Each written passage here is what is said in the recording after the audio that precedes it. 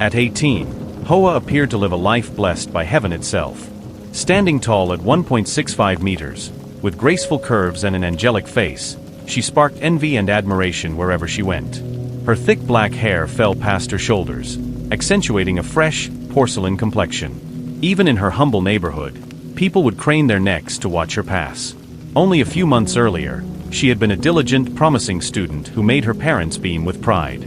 But as her 18th year dawned, Hoa felt an overpowering pull toward the city's glitzy nightlife.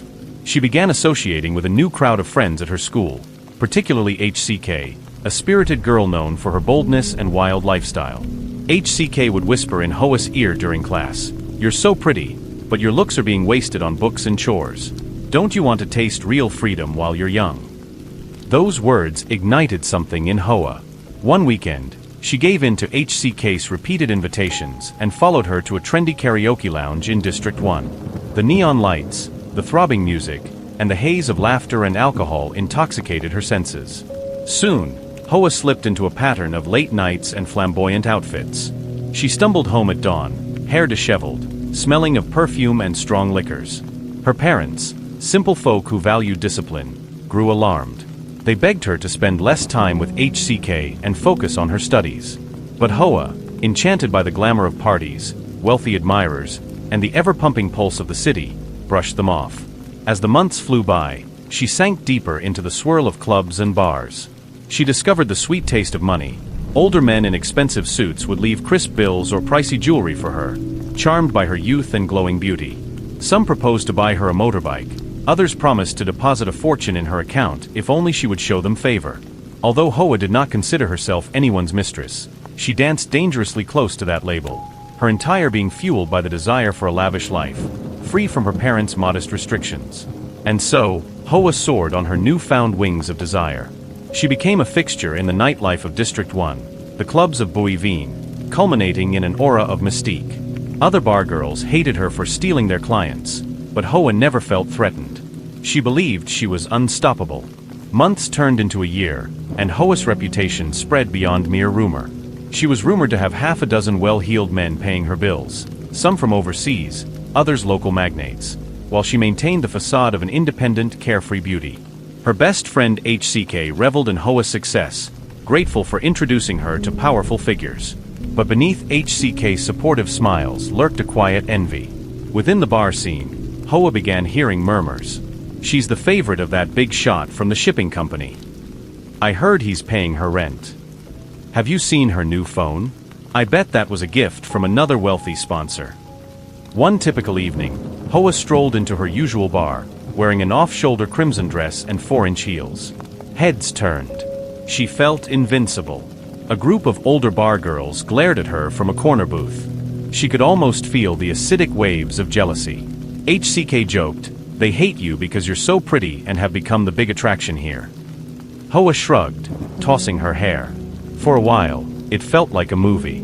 Hoa would pick which party to attend, which man's table to grace with her presence, who to indulge in flirtation. Everyone wanted a piece of her, yet no one possessed her entirely. It never occurred to her that such a flashy existence had a price, not until the night of her 19th birthday. Deciding to go all out, Hoa rented a popular lounge bar. She invited all her new friends, men wearing crisp shirts with gold watches, women in sequin dresses, and of course HCK by her side. The party roared with music, the dance floor erupting with champagne toasts. Amid the swirling lights, Hoa felt unstoppable. Around 1 a.m., a hush fell near the entrance. The bouncer tried to stop a small group of women from barging in. "Excuse me, ladies, we're at full capacity." Slam. 3 or 4 men with them forced their way inside. The bouncer, caught off guard, stumbled. The music abruptly cut. Everyone froze, eyes on this group. Leading them was a tall, elegant but furious woman in her 30s, wearing a sleek black dress. A hush of fear coursed through the room. This woman locked her gaze on Hoa. Swiftly, the men held back Hoa's friends. The woman marched up, face contorted with rage. Hoa, slightly tipsy, tried to maintain composure. Without warning, the woman seized Hoa by the hair. Hoa didn't even have time to flinch before she felt a cold blade near her scalp, and snip, her gorgeous locks fell away. She gasped, but noticed the woman didn't strike her physically, only glowered with eyes blazing. The intruder hissed through clenched teeth, "You destroyed my home. You seduced my husband. Do you think I'd stoop to killing you? No. I have a better way." With that, she pocketed the cut strand of Hoa's hair. She spat a final condemnation, "Enjoy your illusions of grandeur." Then, as fast as they'd arrived, the men and women left, ignoring the dumbstruck stares of the bar patrons. The DJ resumed music, but an uneasy sense pervaded.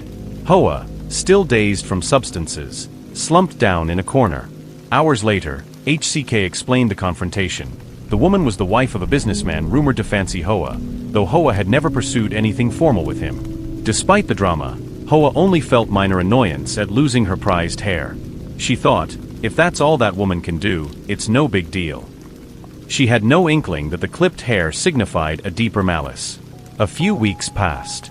Hoa resumed her nightlife, albeit with shorter hair carefully styled. But an insidious change took root. At first, it was a mild headache whenever she lay down to sleep. She'd toss in bed, massaging her temples, certain it was just from the loud bars. She tried painkillers, but they helped little. Night by night, the headaches grew sharper, turning into migraines. Whenever she closed her eyes, a haunting murmur, like chanting, echoed in her ears. She'd jerk awake, convinced someone was standing near her bed, quietly reciting lines she couldn't comprehend. Heart-pounding, she checked the door or window. Nothing. After a week, the migraines accompanied her into daytime. On the street, she'd hear faint voices hissing her name, Hoa. "Hoa, come!" She spun around, only to see passers-by who noticed nothing. Unable to concentrate, she canceled bar outings sometimes, opting to lie in bed, curtains drawn. She texted HCK about these hallucinations. Her friend responded with suspicion, "Might be some black magic. That woman must be behind it." Hoa dismissed it as too dramatic, but the possibility gnawed at her mind. Another puzzling development, her luminous complexion dulled. She had dark circles under her eyes, looked older. Some acquaintances remarked, "You look exhausted. Something's up." The once unstoppable Hoa found herself skipping parties, ignoring calls from potential suitors. She felt she was rotting from within. Her parents noticed her bleak demeanor. They worried, "Is this the toll of your nightlife? That's why we told you to slow down." She waved them away, unwilling to confide. One evening, Hoa dragged herself to a bar. She needed to salvage her image, reassure clients that she was still around. The strobe lights, pounding music, and swirl of smoke greeted her like an old friend, but she realized she no longer felt euphoria. Instead, her head pounded worse under the flickering neon. As she sank onto a leather couch next to a smirking middle-aged man who adored her, an invisible hammer pounded her skull. She clutched her temples, forcing a laugh to appear normal. But the headache soon turned excruciating, accompanied by voices chanting, some in a temple-like cadence, others in an unknown language. Her entire body prickled as if needles jabbed her skin. She leapt up, gasping, stumbling away from the man's outstretched arm. She collapsed near the bar's corner, retching. She vaguely registered HCK rushing over, along with some staff. Next thing, Hoa was lying in an emergency room bed. A harsh white light overhead, the beeping of a heart monitor. The nurse pressed her for details, but Hoa couldn't articulate the chanting or the pinprick sensations. When Hoa awoke fully, HCK sat reading messages on her phone. Their gazes met. HCK softly said, "This is it, isn't it? She used your hair to cast something on you. You're under an evil spell." Hoa had 1,000 questions, but fear overshadowed them all. She'd never truly believed in curses, but how else to explain these unending migraines, phantom voices, and her bizarre physical agony? Reluctantly, she nodded. "If that's real, what do I do?" HCK answered with an odd expression, half pity, half conspiratorial excitement. "If you want to fight black magic, you need something stronger. That woman used Khmer magic, I bet. We fight fire with fire. There's a bua known as the KUMANTHONG that's even more powerful. Let me set you up with someone who knows this path." In the days that followed, Hoa alternated between terror and yearning. She wanted an end to the torment. She also yearned to keep her glamorous lifestyle intact. The freedom, the admiration, the wealth. If a stronger bua could shield her from that vengeful wife's curses, Perhaps she could remain unstoppable. Privately, Hoa wrestled with moral doubt. She'd seen how destructive black magic could be. If she also resorted to it, wouldn't she become a mirror of that malicious woman? But the migraines were relentless, the chanting at times driving her near the brink. She had nightmares of endless corridors, a cold child's voice whispering, "You'll never find peace." HCK revealed she had acquaintances who traveled frequently to Thailand, where rumored masters of Khmer dark magic lived, selling powerful amulets like Kumanthong or Kumanthong. She insisted that once Hoa got hold of a KUMANTHONG, it would serve as an otherworldly guardian, protecting her from all curses, so long as she poured her devotion into it. One afternoon, Hoa felt especially fragile. She'd snapped at her parents for no reason, spent hours in bed sobbing, then gazed into a mirror, noticing how dull and hollow she looked. She heard another faint, ghostly whisper in her ear. Trembling, she phoned HCK. "All right, I can't take this. Let's do your plan. Let's get that KUMANTHONG. I'll do anything." In July 2013, Hoa found herself on a plane with HCK bound for Bangkok. HCK claimed a local contact that could lead them to a reclusive master in the countryside who specialized in forging or raising these Kumanthong charms. "We'll only be gone a couple of weeks," HCK reassured. "He's an expert. This will fix everything."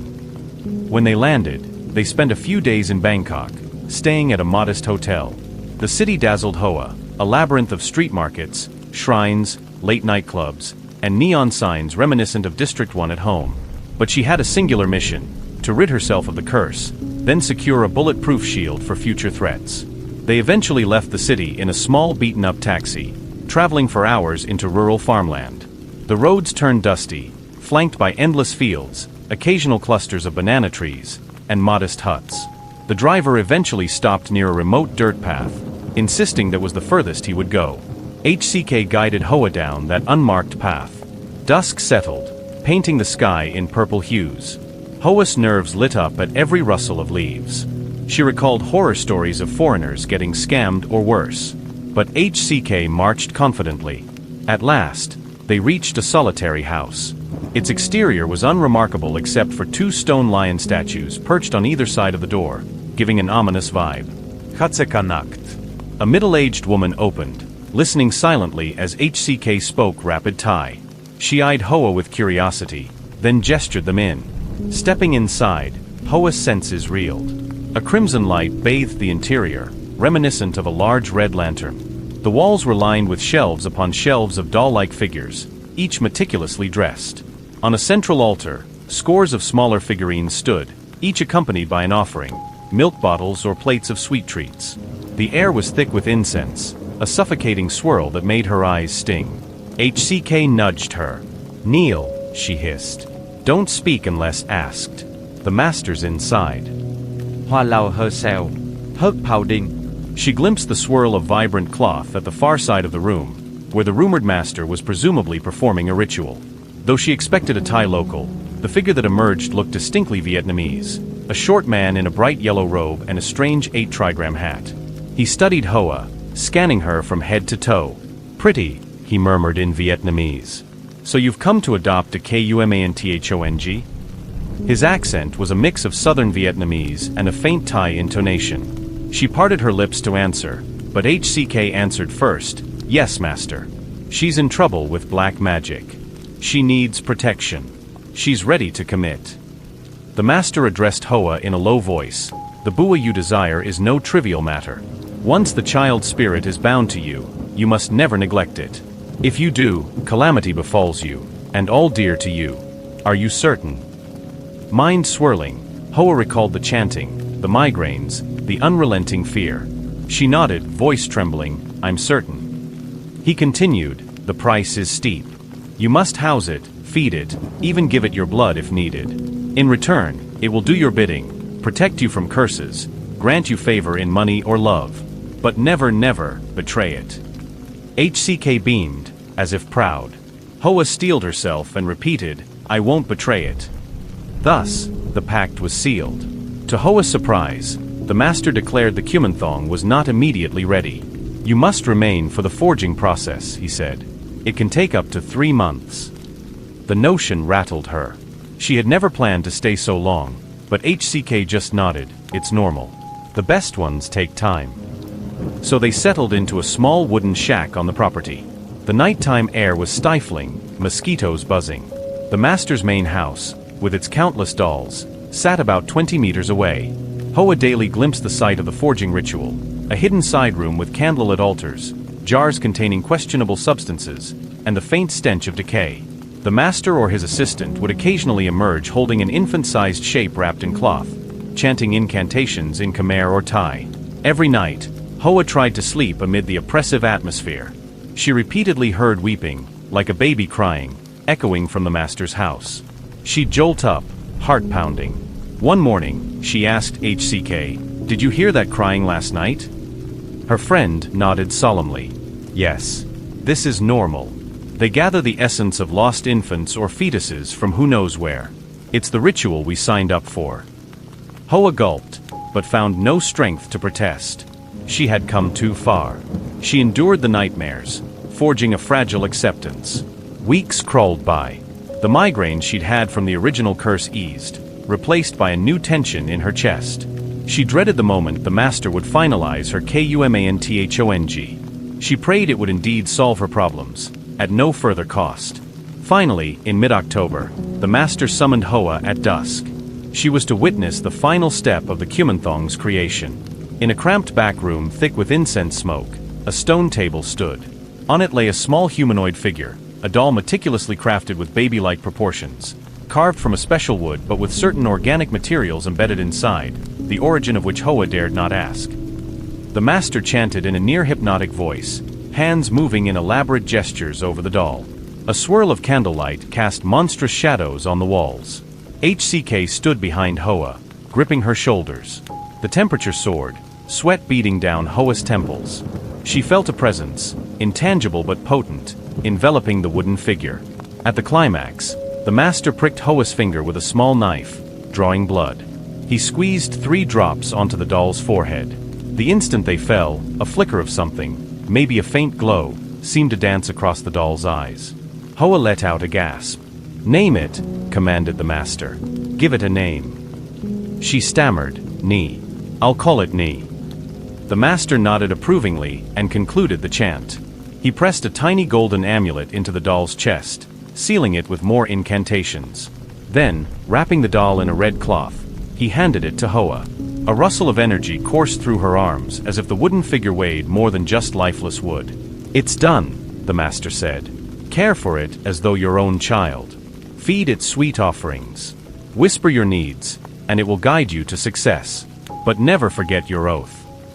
Finally, in early November, the master declared everything complete. After paying a substantial fee, Hoa departed with HCK. They returned to Vietnam, a sense of triumph overshadowing her lingering guilt. She felt unstoppable now, with Ni quietly nestled in her suitcase. She installed the KUMANTHONG in her bedroom. She arranged a small altar, offering milk, sweets, and occasionally a droplet of her blood, just as the master had instructed. The first week, her headaches vanished. She also discovered that neighborly gossip about her had diminished. Some of the older bar girls, who once despised Hoa, abruptly left the scene or faced misfortunes. One day, Hoa got a call from HCK exclaiming that the woman who had stolen Hoa's hair had suffered a family tragedy. Her only son had been institutionalized with a sudden mental breakdown. "See," Hatseka whispered. "Your KUMANTHONG's power is no joke. It's protecting you from that woman's black magic." Hoa felt a rush of relief, maybe even a spark of vindictive glee. She had no illusions about morality now. This was the game. She played to win. The echo of a baby's cry that sometimes arose in her room at night was a small price, she rationalized. She placed an adorable doll's outfit on KUMANTHONG, whispered sweet endearments, and turned a blind eye to any moral unease. As the weeks passed, Hoa rejoined the nightlife but didn't stay out as late. She felt no more pressure from curses. Freed from fear, her confidence soared once again. Then fate introduced her to a man named Min, a thoughtful entrepreneur who was neither flashy nor manipulative. He encountered Hoa at a charity event. She'd volunteered for some philanthropic cause, trying to show a softer side. Min was drawn to her quiet sadness behind her captivating smile. To Hoa, Min represented something foreign, genuine respect without hidden agendas. He didn't wave cash in her face or demand she stay out all night. He asked about her childhood, her ambitions. She found her heart skipping beats in a way no sugar daddy had ever triggered. In time, Min confessed he truly admired her. She, in turn, discovered a longing for stability, warmth, and love, something she'd never pursued in her 18 to 19-year-old spree. Gradually, their bond deepened. She spent more nights simply chatting with him over dinner instead of clubbing. Her bar acquaintances teased that she was tamed, but she felt happy. Yet whenever Min walked her home, Hoa felt a pang of dread upon entering her room. The KUMANTHONG perched on its small altar, eyes seemingly wooden yet disturbingly alive. She'd murmur, "Nee mama's here," feeling a chill. She suspected her new relationship displeased the spirit, but she tried to ignore it. She would still leave milk or sweets for the doll, albeit with less fervor. One day, HCK visited Hoa's room and saw how Hoa had replaced the bright red cloth around the doll with a simpler white cover. "What are you doing?" Katseka scolded. "You're taking away its special cloth? Aren't you worried it'll get upset?" Hoa shrugged. Min sleeps over sometimes. He asked about the red cloth. It creeped him out. So I changed it to something less intense. HCK's eyes widened. "You can't do that. This is a sacred bond. If it feels neglected or replaced, it can retaliate." "HCK, I can't let a doll run my life. I'm still giving it offerings, right? That's enough." Hoa Rito. But HCK shook her head, her voice trembling slightly. "You must be careful. We both know how powerful this is. I heard stories of KUMANTHONG turning on their hosts. People vanish, lose their minds, or watch loved ones die. Don't invite that doom." The conversation left Hoa uneasy, but she bristled at the notion of being enslaved to a spirit. She strove to maintain a delicate balance. Every few days, she performed a short prayer at the altar, replaced the milk, maybe lit incense. But she no longer poured her heart into nurturing the doll. In her dreams, the KUMANTHONG manifested as a small child with luminous eyes, glaring at her from a distance. Sometimes it approached, mouth twisted in silent fury. She'd bolt awake, covered in sweat. She kept the details from Min, not wanting him to think she was insane. One night, Hoa had a terrifying vision. In the dream, she found herself in a vast, empty plain under a moonless sky. She heard distant crying. Following the cries, she discovered the KUMANTHONG, a half-child, half-doll figure, crouched over a man's motionless body. The man was Min, face ashen, eyes closed in eternal stillness. The doll turned to Hoa, tears of black ink streaming down its cheeks, hissing, "You promised me. You belong to me. Yet you replace me with him. Then you'll lose him." Hoa ước scream. Dawn was hours away. She lay trembling, a dreadful conviction forming. The doll threatened Min's life. The next day, she confided in HCK about the dream. Her friend paled. "This is serious. If you truly love that man, you must do something. The KUMANTHONG might act soon." But what to do? She recalled the master's warning. Any attempt to break the bond could trigger dire consequences. She debated going to a new spiritual guide for help. Yet fear paralyzed her. If the doll sensed betrayal, would it retaliate faster? Days later, Min proposed to Hoa. Over dinner, he presented a modest ring, heartfelt vow, "You've changed my life. I want to spend every morning seeing your smile." Overjoyed, she said yes. For a brief moment, she forgot her dread, imagining a normal, stable future. The very next day, Min was involved in a severe accident. On his way to finalize the wedding venue, a speeding truck T-boned his car. Hoa rushed to the hospital, hysterical. Doctors said he was in critical condition. Trembling with guilt, Hoa recognized the pattern. The doll was punishing her for devoting her heart to someone else. She dashed home, ignoring tears and exhaustion. She kneeled before the KUMANTHONG altar, sobbing, "Don't do this, please. He's innocent. I'll give you anything. Spare him." She sprinkled her own blood, pressed lumps of sweet dessert at the doll's feet. Yet she felt the presence remain cold and unresponsive. She sensed faint mocking laughter in her mind. That's when she realized there was only one solution: to fully renounce the KUMANTHONG. She had to break the bond, no matter the risk to herself.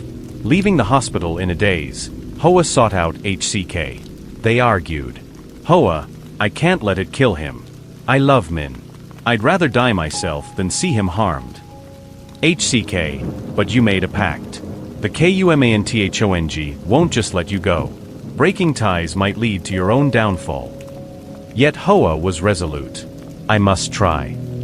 HCK admitted she once got the phone number of another powerful master rumored to break curses.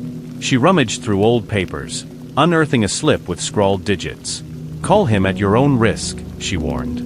The next day, Hoa dialed the number. The voice on the other end, a calm older man named Master Van, told her that yes, he had severed KUMANTHONG bonds before, but it was extremely dangerous. If your vow was strong, expect retribution. Nonetheless, he agreed to meet her at a remote temple in the outskirts. Thus began the final gambit. Late that afternoon, Hoa placed the doll in a small wooden box and traveled alone, boarding a bus out of the city to a mountainous region. She felt physically ill, each jolt of the bus seeming to reverberate through her bones. She sensed the doll's anger pulsing from the box. Clouds darkened, thunder rumbled. Night had fallen by the time she arrived at a rundown temple nestled in dense forest. Master Van greeted her with stern kindness, leading her into a small candlelit shrine. The flicker of the candles threw elongated shadows across the stone floor. Put the box on this altar, he instructed. She complied. He then asked the detailed story, from the bar confrontation, her curses, to the trip to Thailand, forging the KUMANTHONG bond, and eventually meeting Min. She recounted everything between sobs. He sighed heavily. You see, your thirst for power and protection roped you into dark waters. The KUMANTHONG is an abandoned soul, easily swayed to bitterness when it feels cast aside. Attempting to break it now invites its wrath. She clasped her hands together. I'll accept any consequence. Just spare Min. Let the doll's fury fall on me alone. Master Van's eyes glinted with compassion. We'll attempt to transfer. We'll guide the spirit into a new vessel, somewhere safe where it can't harm you or others. But it must believe your apology is sincere. Your tears aren't enough. You must sever attachments, letting go of your illusions. He lit 3 sticks of incense, chanting a Buddhist mantra. The wind outside howled. The candles quivered, nearly snuffing out. Master Van gently pried open the wooden box. The doll lay inside, face carved with uncanny realism. The air in the temple turned icy.